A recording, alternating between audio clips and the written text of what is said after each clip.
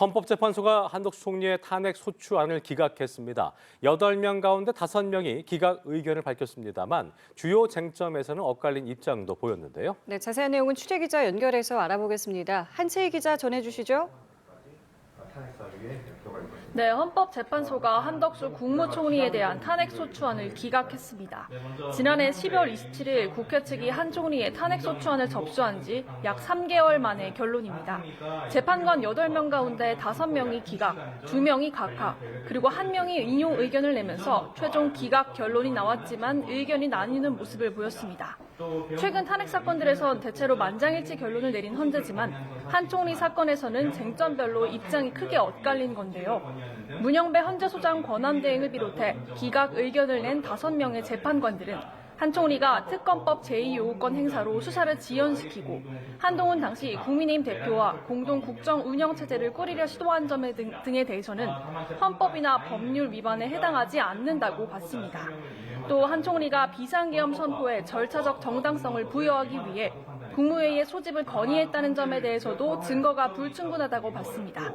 하지만 기각 의견을 낸 5명 중에서도 4명은 헌법재판관 미임명 문제에 대해선 헌법 법률 위반이라고 봤지만 파면할 정도의 사유는 아니라고 판단했습니다.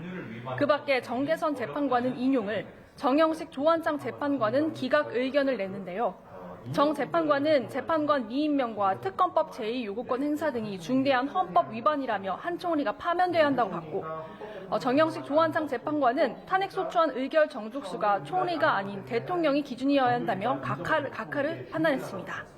헌재는 윤 대통령 탄핵심판 쟁점과 맞닿아 있는 계엄의 위헌성과 내란죄 철회 논란, 검찰 수사기록 증거 인정 여부 등에 대해선 판단을 내리지 않았습니다. 네, 이제 남은 건 윤 대통령 선고입니다. 헌재가 관련 언급도 했습니까? 네, 아직까지 윤 대통령 탄핵심판 선고기일에 대한 언급은 없습니다.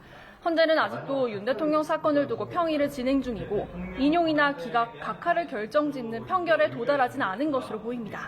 그만큼 의견 합치가 안 되는 상황일 수도 있고 최대한 만장일치로 결론이 날 수 있게 쟁점별로 논의를 거듭하고 있는 상황일 수도 있습니다. 오전 선고를 마친 재판관들은 오후에 평의를 이어갈 것으로 보이는데요. 헌재는 박성재 법무부 장관의 변론이 있었던 지난 18일에도 변론 종결 후 일과 시간이 지날 때까지 평의를 이어가기도 했습니다. 만약 오늘 오후에라도 윤 대통령 사건 선고기일을 통지한다면 수요일이나 목요일이 될 가능성이 있는데요. 수요일은 더불어민주당 이재명 대표의 선거법 항소심 선고가 있는 날이라서 헌재가 이를 피해서 목요일이나 금요일로 날을 잡을 수 있다는 해석도 나옵니다. 지금까지 헌법재판소에서 연합뉴스TV 한채입니다.